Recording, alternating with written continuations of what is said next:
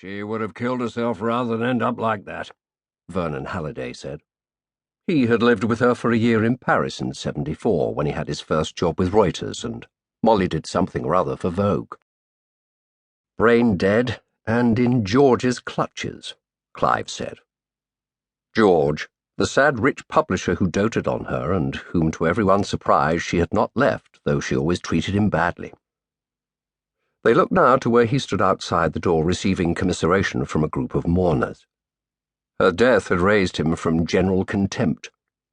He appeared to have grown an inch or two. His back had straightened, his voice had deepened, a new dignity had narrowed his pleading, greedy eyes. Refusing to consign her to a home, he had cared for her with his own hands. More to the point, in the early days, when people still wanted to see her, he vetted her visitors. Clive and Vernon were strictly rationed because they were considered to make her excitable, and afterward depressed about her condition. Another key male, the Foreign Secretary, was also unwelcome. People began to mutter. There were muted references in a couple of gossip columns. And then it no longer mattered because the word was she was horribly not herself. People didn't want to go and see her and were glad that George was there to prevent them. Clive and Vernon, however, continued to enjoy loathing him. As they turned about again, the phone in Vernon's pocket rang. He excused himself and stepped aside, leaving his friend to proceed alone. Clive drew his overcoat about him and slowed his pace. There must have been over 200 in the black-suited crowd outside the crematorium now. Soon it would seem rude not to go over and say something to George. He got her finally, when she couldn't recognize her own face in the mirror. He could do nothing about her affairs, but in the end she was entirely his. Clive was losing the sensation in his feet, and as he stamped them, the rhythm gave him back the 10-note falling figure, ritardando, a cor anglais, and rising softly against it, contrapuntally, cellos in mirror image. Her face in it. The end. All he wanted now was the warmth, the silence of his studio, the piano, the unfinished score, and to reach the end. He heard Vernon say in parting, "Fine. Rewrite the stand first and run it on page 4. I'll be there in a couple of hours."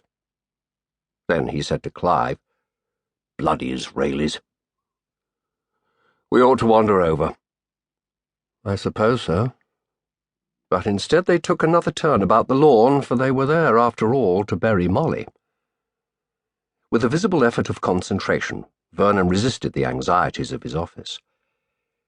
"She was a lovely girl. Remember the snooker table?" In 1978, a group of friends rented a large house in Scotland for Christmas. Molly and the man she was going about with at the time, a QC named Brady, staged an Adam and Eve tableau on a disused snooker table. He in his Y-fronts, she in bra and panties.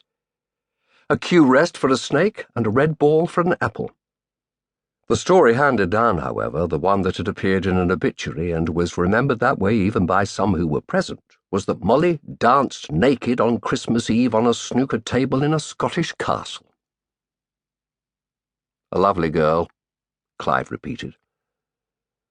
She had looked right at him when she pretended to bite the apple, and smiled raunchily through her chomping with one hand on a jutting hip like a music-hall parody of a tart. He thought it was a signal, the way she held his gaze, and sure enough, they were back together that April. She moved into the studio in South Kensington and stayed through the summer. This was about the time her restaurant column was taking off, when she went on television to denounce the Michelin Guide as the kitsch of cuisine. It was also the time of his own first break, the orchestral variations at the festival hall. Second time round. She probably hadn't changed, but he had. 10 years on, he'd learned enough to let her teach him something. He'd always been of the hammer and tongs school. She taught him sexual stealth, the occasional necessity of stillness. Lie still, like this. Look at me. Really look at me.